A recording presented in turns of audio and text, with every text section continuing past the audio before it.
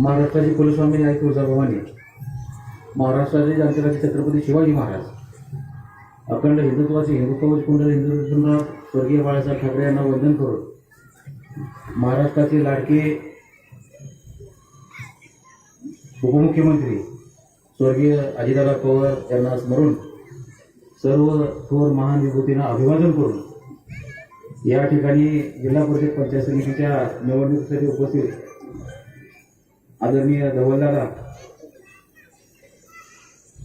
नवनिर्वाचित ग्राम नगर परिषदेचे आपले नगरसेवक आदरणीय सईराजे रामदिदी, या ठिकाणी उपस्थित नामदेवांना अण्णासाहेब, उपस्थित उमेदवार जिल्हा परिषदेचे उमेदवार आपले नारनवड, त्याचप्रमाणे गिरमिताई, उपस्थित सर्व ज्येष्ठ वरिष्ठ सर्व पक्षाचे पदाधिकारी, आजी माजी ग्रामपंचायतीचे सदस्य, उपस्थित आपण सर्वजण यांना माझा जय महाराष्ट्र. निवडणुकीचा बिगुल वाजला आहे. अत्यंत कमी आणि थोड्या वेळेमध्ये या निवडणुकीचं स्वरूप आपल्या समोर आलं असताना महाराष्ट्राच्या इतिहासामध्ये कधीही होऊ नये असं एक दुःखद घटना या ठिकाणी अजितदादांची झाली. खरोखर महाराष्ट्राचा एक तळमळीचा नेता आणि जनतेशी प्रत्येक समाजाच्या प्रत्येक घटकाशी नाळ असणारा प्रत्येक जण या ठिकाणी त्यापासून त्यांच्या त्या दुःखामध्ये अक्षरशः स्वतःचं सर्वस्व गहाळ झाले अशा पद्धतीचं वातावरण झाले. महाराष्ट्राच्या राजकारणामध्ये इतके दिवस गेले जवळपास 2021-22 पासून जे काही घडतंय हे सर्व दूर आहे, सर्वांना माहीत आहे.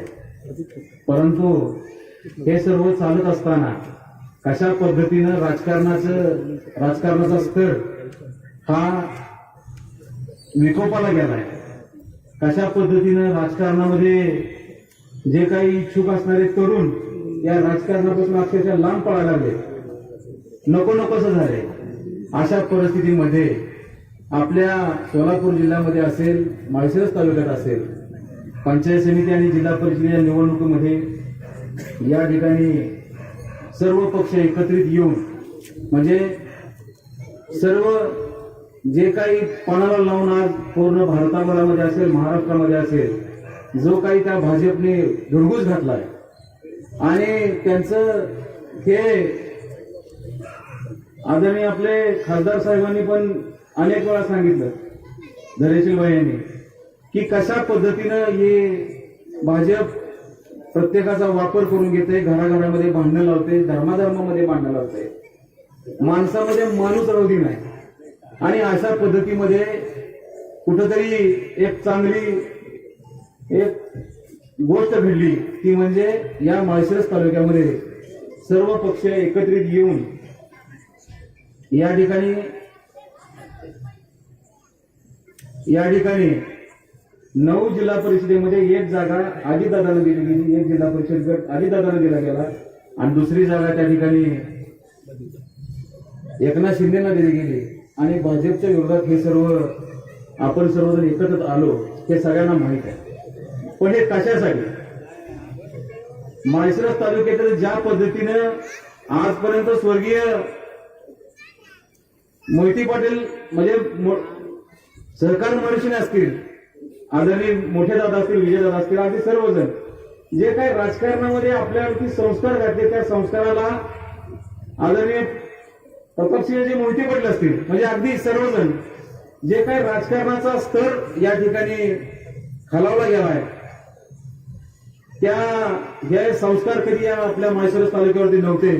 परंतु आपण पाहतो ज्या पद्धतीने टीका टिप्पणी आणि अमानुष पद्धतीचं या ठिकाणी प्रचार केला जातोय, याला कुठेतरी पायगंडा घातला पाहिजे, त्यांच्या त्या भाजपच्या वृत्तीला कुठेतरी थांबवलं पाहिजे. यासाठी म्हणून या ठिकाणी सर्व पक्ष एकत्र झाले. आज अनेक प्रश्न आहेत. जो उमेदवार आज या ठिकाणी पंचायत समितीला आहेत, काही दिवसापूर्वी त्यांच्यासोबत आम्ही त्यांना घरात घेऊन त्यांच्यासोबत आम्ही प्रचार केला, त्यांना सरपंच म्हणून आम्ही त्यावेळी निवडून दिलं आणि आज तेच घराघरामध्ये वेगळं करून कुठेतरी विरोधात उभा राहून आज या ठिकाणी मतं मागतायत फिरतायत. म्हणजे घरामध्ये घर राहिले, माणसामध्ये माणूस राहिलेला नाही, अशा पद्धतीचे हे सर्व चालू आहे. हे आपल्याला माहित आहे. संग्रामनगर मध्ये देखील या ठिकाणी आपल्याला माहित आहे. म्हणजे माळशिरस तालुक्यामध्ये ज्यावेळी माझी पत्नी या ठिकाणी पंचायत समिती सदस्य म्हणून निवडून आले, त्यावेळी अगदी खांद्याला खांदा लावून आम्हाला विश्वासाचा हात देऊन, जरी आम्ही विरोधकात त्या ठिकाणी धनुष्यबाणावरती शिवसेनेचे सदस्य होतो, तरी सुद्धा आदरणीय आमचे अर्जुन दादा यांनी आम्हाला प्रत्येक गोष्टीमध्ये सहकार्य केलं, प्रत्येक गोष्टीमध्ये आम्हाला सहकार्य केलं. आपल्याला आठवत असेल, आपण कधी माळशिरसला गेलो असेल तर डाव्या साईडला मोठा आपला वडा दिसतो. म्हणजे निवडून आलो आम्ही मेरठमधून, परंतु त्यांच्या सहकार्याने आम्हाला ते गाव त्यांनी दत्तक दिलं. एवढं मोठं काम करत असताना त्या ठिकाणी त्यांनी तन मन धनानं, आदरणीय अर्जुन दादा असतील, मोठे दादा असतील, म्हणजे सगळ्यांनी मिळून आम्हाला त्या ठिकाणी गावाची वर्गणी गोळा करून आम्ही त्या ठिकाणी नाम फाउंडेशनच्या माध्यमातून मोठं काम करू शकतो. एक नाही अनेक गोष्टी आहेत.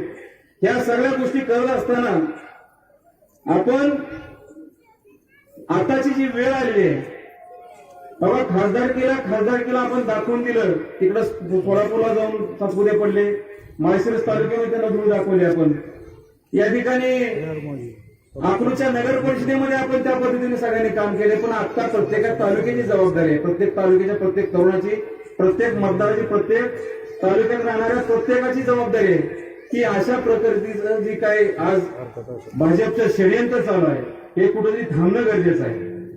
आज अनेक ठिकाणी मी पाहतोय की पैशाचं प्रलोभन दाखवलं जात आहे, दमदाट केलं जात. बागेवाडीच्या ठिकाणी तर अक्षरशः जो कार्यकर्ता फिरतोय त्याला दम दिला जातोय की तुम्ही कसा फिरतोय बघू, तू कसा करतोय बघू, तुझं हे करू, तुझं ते करू. म्हणजे या पद्धतीचं राजकारण कुणी करावं आणि कशासाठी करावं हे सुद्धा त्यांनी आत्मपरीक्षण करण्याची गरज आहे. शेवटी कसं आहे, लोकशाही आहे. लोकशाही पद्धतीने जे मतं मागतात त्याला मतं मागू दिली पाहिजेत. परंतु अशा पद्धतीने जर कार्यकर्त्यांना जर तुम्ही टॉर्चर करणार असाल, पर्सनली घेणार असाल, तर लक्षात ठेवा ह्याच मातीमध्ये तुम्हाला लोक माती तुमची केल्याशिवाय राहणार नाहीत.